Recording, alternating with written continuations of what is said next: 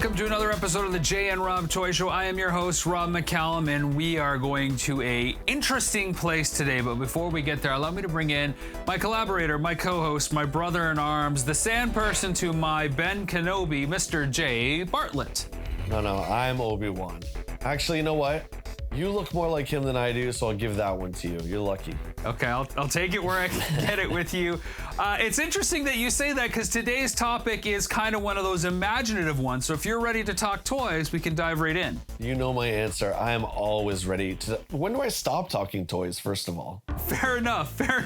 Let's get into it today. And today's episode is all about the what if.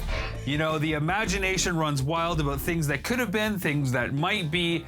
So I thought maybe Jay Bartlett and Rob McCallum should do a little bit of what if themselves. And the first what if I want to talk about, Jay, is what if we only had subscription-based figures? That's a great one. Well, my first reaction would be hunting would sure suck because there would be absolutely no need. And although in recent years, the last 5 years or so, hunting has been more difficult and more frustrating due to exclusives, I don't know. I told you I missed the boat on the classics, and I kind of really like the idea of getting one figure in the mail. I think if the majority were subscription, I'd be okay, but I still feel that need to go out to brick and mortars, and hunt and go with my buddies. How about you? It's a tough one because I like that sense of discovery when you go into a store, and I like to be able to pick something up that I might not know about. If I go to like Big Bad Toy Store and I see something new on their front page, I can click and, ship it right away. But there is that money thing too, right? You only have so much money. So if you're only getting one figure a month in the mail, or one figure a month per line or whatever it is, then maybe it's a little bit easier to manage and maybe you actually get more of the figures you want instead of all these impulse buys that you have. Sure. And I will also add to that it would give you a lot more time to focus on vintage. So if the new stuff was coming to your house, then you could go out and hunt for the vintage stuff, which we both like to do. And it would be a little less pressure, which I wouldn't mind either. And I mean pressure because there's exclusives at Target, Walgreens, and blah, blah, blah. And yeah, I'm just really tired of that rat race. Now, do you think if we had all the toy lines today with whatever manufacturer you want to say, Hasbro, Mattel, McFarlane, if those were all subscription-based, mail order based, do you think that would drive the prices of vintage figures up? It might. I'd say most likely, just because everyone who's out there hunting would only be hunting for vintage for the most part. I mean, people are still gonna trade in the new stuff, of course, but I think it would help vintage prices, absolutely. What if we only ever always had subscription or mail order based figures? And I'm talking from childhood on. So all those Christmas mornings, everything that's under the tree was ordered via the mail. There were no stores that were, catering to toys. Anything you got and wanted to get, you had to order. I wouldn't like that. Now, there's a famous retailer in Canada that's no longer around called Consumers Distributing, which was kind of like mail order, where you'd walk in, you'd look through their catalog. It was a really strange store. You would look through their catalog, fill out the card, and then walk 2 more feet and hand it to the person on the counter.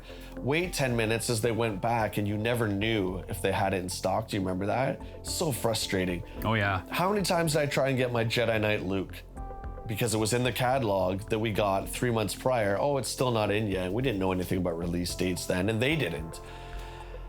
I wouldn't like that. I would rather have nothing subscription-based if it's either or, because you're taking away the magic of that experience of going to the toy store, of going to, Eaton's back in the day, or Simpsons, or, Toys R Us. You're taking away that magic.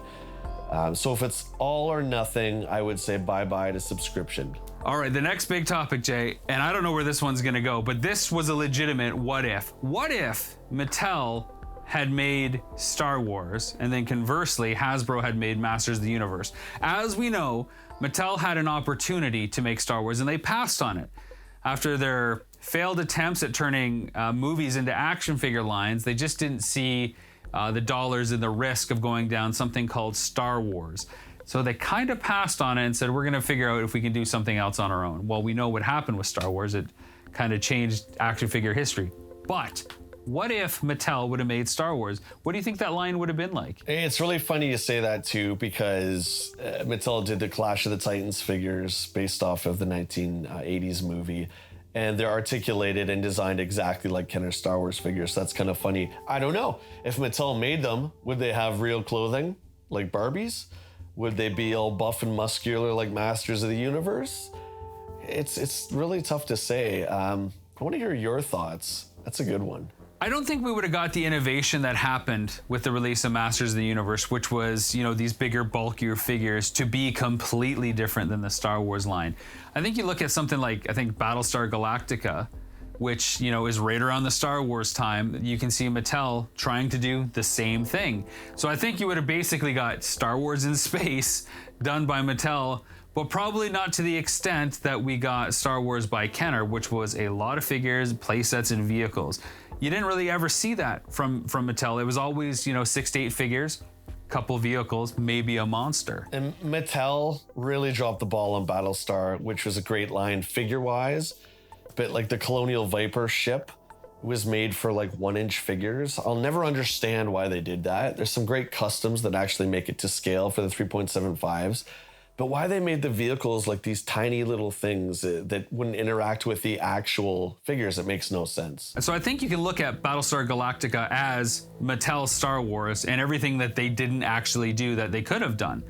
Like the mismatched scale for the ship. Like how come they didn't do more ships? How come they didn't do more figures that were out there? How come they didn't do, lots of playsets? Because that world is just as rich as Star Wars, even if the popularity are on different sides of the scale. So I think we would have just got 1 or 2 waves, and that would have been kind of it. And I wonder what would have happened if they would have just stopped making figures, or if Kenner was just in it for all or nothing, and they kept just riding the wave of the films. I think a lot of that had to do with Battlestar being discontinued so quickly, and Buck Rogers kind of took its place. I think that has a lot to do with it as well. Now, the second part of the question is, what if Hasbro made Masters of the Universe? And that, of course, is we're going to just assume that Mattel is busy making Star Wars figures in their way, which means this Masters of the Universe, this barbarian kind of sci-fi property is out there, was in the ether. We saw lots of different components of it coming together. What if Hasbro picked up the ball to that? And what if they made Masters? How do you think that would be different than what we got? Honestly, think you would have got the standard 3.75 inch. The original design of Masters, they were always barbarians, based very heavily off Conan. So it would have been really interesting to see the 3.75 inch scale at that time with kind of muscles and how they would have sculpted that. I think it would have been really interesting. One thing I can say for sure, though, you definitely would have got the smaller figures. You think so? 100%, huh? Because you have to keep in mind that one of the big marketing pushes from Mattel was that He-Man was this big 5-inch figure, and all the other lines, if you remember this ad, were all wimpy in comparison. So they were kind of reacting to what Kenner was doing in Star Wars. I think the one cool thing that would have been interesting to see is, even if they were the 3.75 figures, what kind of additional vehicles or playsets would we have got for Masters that would have been bigger and more sprawling? Like, we love Castle Grayskull, we love Snake Mountain, Fright Zone, the Slime Pit, and the handful of vehicles, but what else could we have gotten, knowing that the cost and tooling were down, to give us more of that world? Could we have got an actual, like, 4-sided Castle Grayskull? Because, the Terrordrome is 4-sided, the G.I. Joe base is 4-sided. They're fully realized, they're not just cross sections that open up. That is super intriguing to me. You might have got the Eternia Castle, which is something that we never did get, because I'm just kind of thinking of what Kenner did with the early playsets, where it was just literally a plastic slab and then a cardboard backing, like the Land of the Jawas, for instance.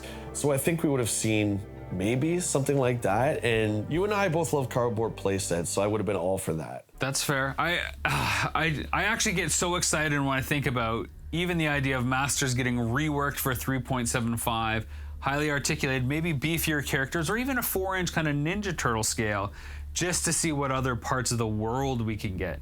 Now, I don't think we'll ever actually get something at that scale, because the fan base, is mainly adult now, and they like their 6 and 7-inch dollies, of course. But to get a cooler Grayskull or Snake Mountain, if it's possible, would always be something that would be hard to pass up. Absolutely, but I think you're right. I think He-Man figures are big and bulky, and that's just the charm of them. I don't think that's ever going to change. Jay, I want to switch gears and I want to talk about the future of action figures and the future of action figure collecting, specifically as it's tied to technology, because you and I have entertained this theory for a while that maybe 3D printing could play a massive role in what happens with our action figure collecting. Specifically, the idea that we won't be pre-ordering figures, we won't be waiting months and months for anything. We will actually buy a limited number of files that we could then download to our computers and 3D print the latest issue, latest release of Jedi Knight Luke or whatever it is. What do you think the future holds? Is technology going to play that kind of role when it comes to collectors and action figures? Well, this was going back a couple of years, and you and I both thought that was the future. Do I now? I do not. There's too much quality issues, and as you can imagine, if we all had these little 3D printers that were specifically made for this or whatever, and you had one that had jagged edges or something, you can see people complaining to Hasbro or whatever, even though it might not be their fault. They would blame the Hasbro printer or whatnot. I think you're always gonna have to have that professional quality control. I do like the idea of that. I think it's pretty cool. Maybe a one-off here and there. And again, in the custom community, it's really cool to see people printing out weapons and extra helmets for their figures that already exist. I don't believe that will be the future, no. What I think is an interesting thing, and I agree that I think 3D printers, there's too many of them. The materials that you get aren't consistent from one to the other. There's so much room for user error to happen. Did I line it up right? Did I, has it been in the sun all day and now the figure I got looks like Meltor, like your figures from your old car? There's too much that could go wrong, but I think it's still gonna work out at some point that we can actually custom print stuff that we want.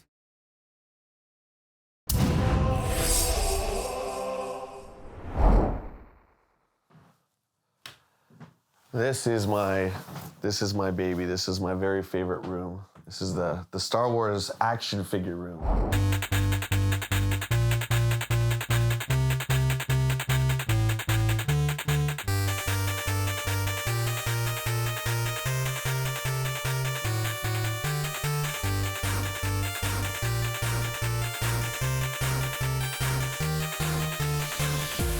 This shelf here houses a lot of the 3 and 4 pack box sets, which were a lot more available than they are now, actually, which is kind of crazy. So you got a mix of Phantom Menace and original trilogy stuff here. I always loved the Detention Block Rescue. Didn't come with any of the figures, but it was just a really, really cool scene in A New Hope. Love recreating those movie moments and just having them kind of frozen in time.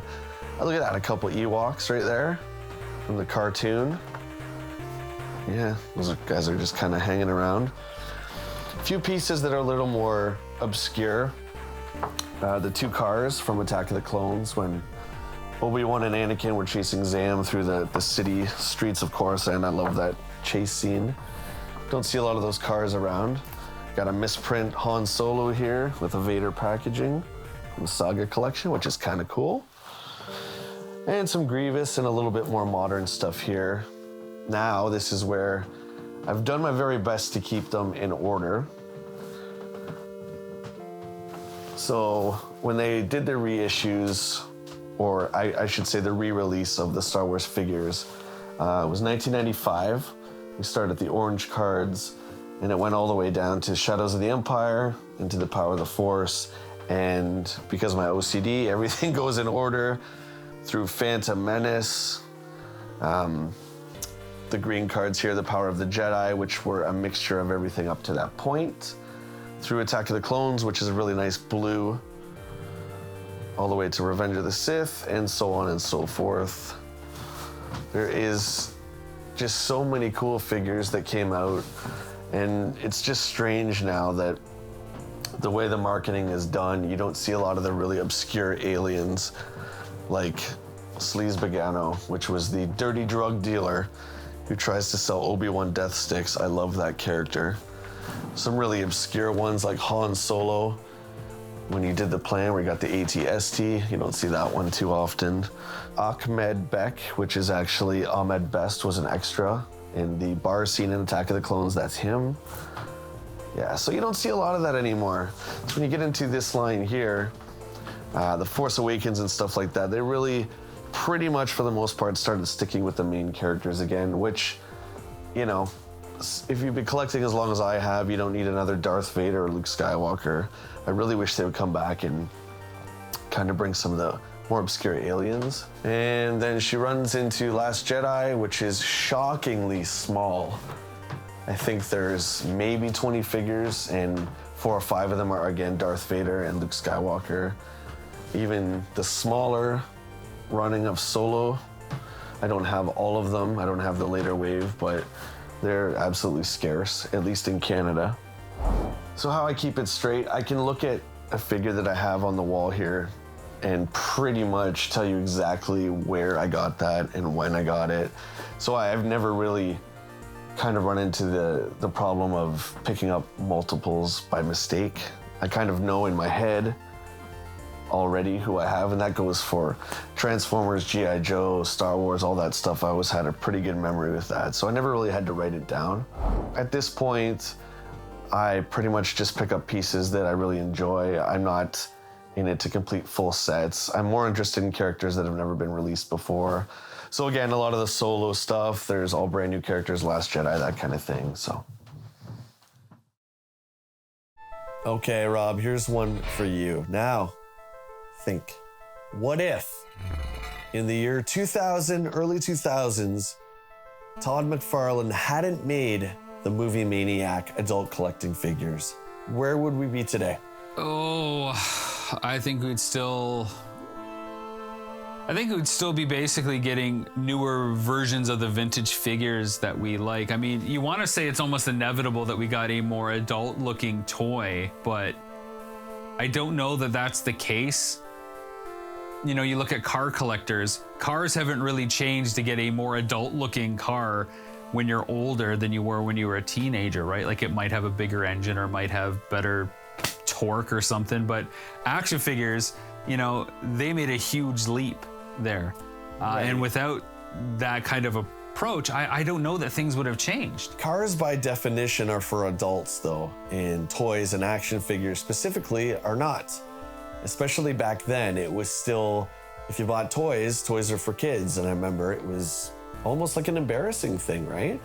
And that turning point, and you and I remember this very specifically, is when McFarlane came out with his line of movie Maniacs, which were just gorgeous figures that were almost like statues.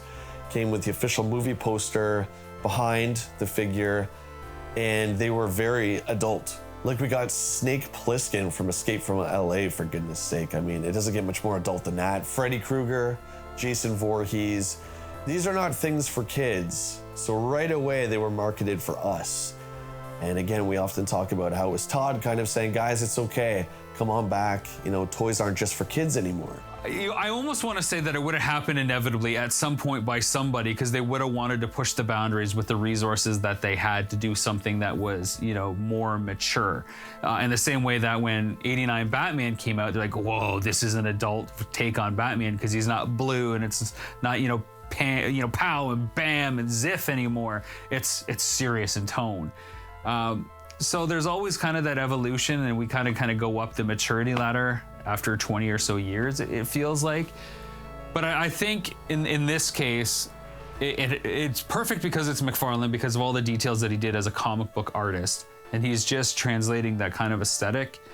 And I think the digital tools just really helped reinforce it. But without both Todd and the digital stuff, I think we would have got more of the same, and I think we would see toys die out more, because video games were taking over more and more and eating a part of that toy novelty that we used to see. I think you would have seen the adult collecting world come around eventually. I think the difference is Todd McFarlane is such a pioneer. His Spawn comic was so adult, and even when he was, you know, doing Spider-Man, there was a certain maturity that came to it. So I just think it's who he is and his personality and what he brought. And he's obviously a huge pop culture fan. So I could just see him sitting around his office being like, what are some of the things that I like to grow up with? You know, they never made a toy of Jason. Well, why don't we try and do that and see if there's a market for it?